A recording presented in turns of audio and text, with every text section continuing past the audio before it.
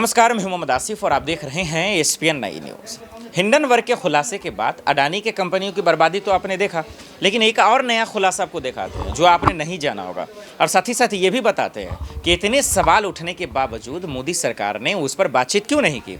इतने सवाल उठने के बावजूद मोदी सरकार जेपीसी की मांग क्यों नहीं कर रही है, ये समझना बहुत ज़रूरी है। तो एक रिपोर्ट और खुलासे से समझते हैं कि आखिर इसी की वजह से क्या राहुल गांधी की सदस्यता गई, क्या यही सवाल उठाने की वजह से राहुल गांधी आज चुनाव नहीं लड़ पा रहे हैं या नहीं लड़ पाएंगे। ये तमाम अहम सवाल है जो समझने का वक्त आ गया। जरा देखिए क्या कह रहे हैं।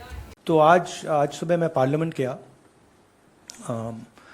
और मैंने स्पीकर से कहा कि मैं पार्लियामेंट में बोलना चाहता हूँ, अपनी बात रखना चाहता हूँ।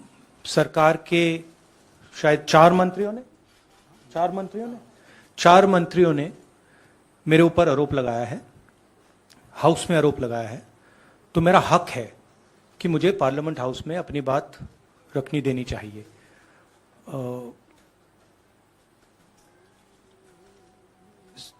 क्लैरिटी नहीं है, मगर मुझे नहीं लगता है कि मुझे बोलने देंगे।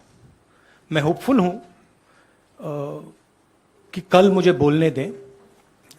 आज 1 मिनट के अंदर, मेरे आने के बाद 1 मिनट के अंदर उन्होंने हाउस को अडजर्न कर दिया।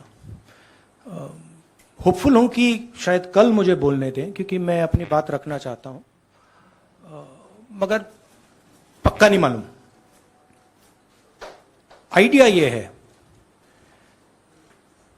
कि जो मैंने भाषण कुछ दिन पहले पार्लियामेंट हाउस में दिया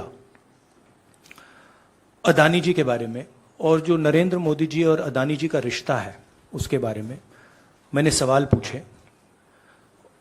उस भाषण को पार्लियामेंट हाउस में पूरा एक्सपंज कर दिया गया और उस भाषण में ऐसी कोई चीज नहीं थी जो पब्लिक रिकॉर्ड से मैंने नहीं निकाली। अखबारों से, लोगों की स्टेटमेंट से मैंने पूरा भाषण डेवलप किया था और उसको एक्सपंज कर दिया गया। ये पूरा मामला डिस्ट्रैक्ट करने का मामला है। सरकार और प्रधानमंत्री जो अदानी जी का मुद्दा है उससे डरे हुए हैं और इसीलिए उन्होंने ये पूरा तमाशा प्रिपेयर किया है। और मुझे लगता है कि वो मुझे पार्लियामेंट हाउस में नहीं बोलने देंगे, क्योंकि जो मेन सवाल है वो अभी भी टेबल पे है। अदानी जी और प्रधानमंत्री का रिश्ता क्या है, जो डिफेंस कॉन्ट्रैक्ट्स अदानी जी को दिए जा रहे हैं वो क्यों दिए जा रहे हैं, जो श्रीलंका में, बांग्लादेश में बात हुई है वो क्यों हुई, किसने की, ऑस्ट्रेलिया में जो प्रधानमंत्री जी और स्टेट बैंक के चेयरमैन और अदानी जी के साथ जो मीटिंग हुई वो क्यों हुई, उसमें क्या डिस्कस हुआ।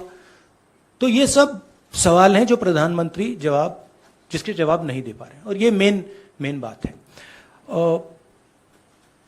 मैं एमपी हूं तो मेरी पहली रिस्पॉन्सिबिलिटी पार्लियामेंट में जवाब देने की है, और मैं चाहता हूं कि पार्लियामेंट में जवाब देने के बाद मैं आपके साथ डिटेल में डिस्कशन करूं। मगर उससे पहले मैं डिटेल में आपके साथ नहीं जाना चाहता हूं, क्योंकि वो एज एन एमपी वो हमारा प्लेटफॉर्म है। आपने देखा, साफ शब्दों में कह रहे हैं कि आप कुछ भी कर लीजिए, हम ना तो झुकने वाले हैं, चाहे जेल में भेज दीजिए, लेकिन हम अडानी के मसले को लेकर सवाल उठाते रहेंगे। हालांकि एक जानकार ये भी कहते हैं कि बार बार इसी मसले को उठाना, इससे चुनाव में कांग्रेस या पीछे विपक्ष पार्टी को फायदा नहीं होने वाला। अब इन सब के बीच में हालांकि राहुल गांधी, प्रियंका गांधी, तमाम लोग विपक्ष नहीं हट रहे हैं, यानी पीछे नहीं हट रहे हैं। देखना पड़ेगा कि क्या मोदी सरकार झुकेगी भी, इन मसले पर बातचीत करेगी। हालांकि अब पिछले कुछ दिनों से अडानी के शेयरों में उछाल भी आया है और ये उनको अपने आप को कामयाबी मान रहे हैं। अब जो शेयर मार्केट के जानकार हैं वही बताएंगे कि वाकई में ये कामयाबी है या नहीं। देश दुनिया की बड़ी खबरों के लिए देखते रहें एसपीएन 9 न्यूज़। नमस्कार।